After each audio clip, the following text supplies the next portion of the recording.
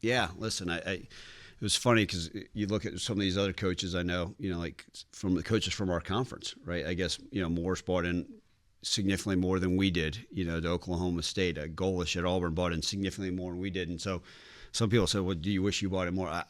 Listen, so many great players that came from Memphis and pleased with those guys that are here with us now.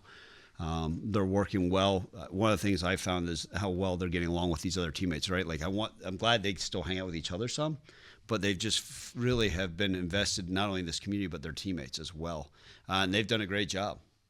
I'll say this: like Sutton Smith was the first. One of the teams drafted Sutton first in the deal, and they said, well, he's going to know the drills, right? He's going to understand what the accountability piece looks like and all that stuff. Jamari Hawkins, a lot of these guys.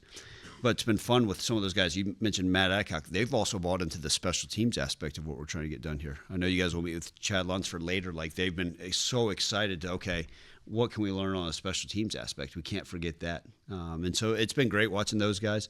They're hungry. They know they're not promised anything and the opportunity to come and compete and work their tails off. But they absolutely love living here. They love being a part of this culture, this community.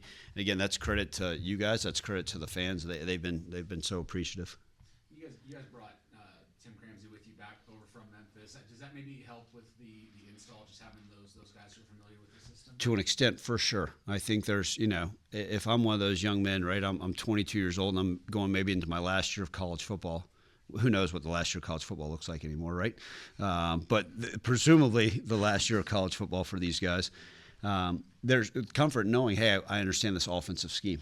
I understand the way that Coach Silverfield's going to work. I understand the way Cramsey's going to run meetings and practice at a certain aspect. So the familiarity with that is not just in the playbook itself and the X's and O's, but also the day-to-day, what that looks like. And hopefully that means they appreciate the way we did things and they're excited to be a part of it moving forward. But certainly, they feel comfortable with it.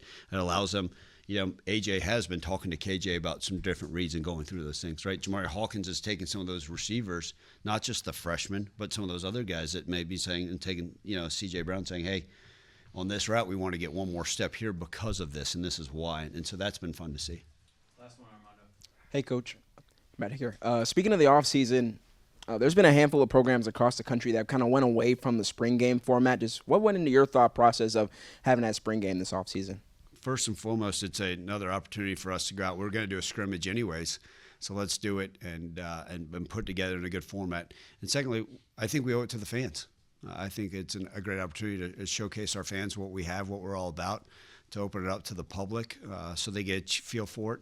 Is it going to be a 4-hour true game? No, but we are going to have a game format. We are going to go do a true scrimmage. And maybe we have teams on there and you get to see guys on different deals and competing. But I think more than anything, when I first thought about it, it's another opportunity for us to compete against each other, to see what we have. It's another great opportunity, great way to teach in a different atmosphere, go into our stadium, and then I think we owe it to our fans. I think our fans deserve to see what we've been working on, kind of get to know some of these new names, these new faces, as they're scrambling through the program, looking at jersey numbers and putting faces with these names. But I think it's a great opportunity, and unless the rules change in the foreseeable future, I think it makes a lot of sense to do it. Coach, appreciate you. Thank you, guys.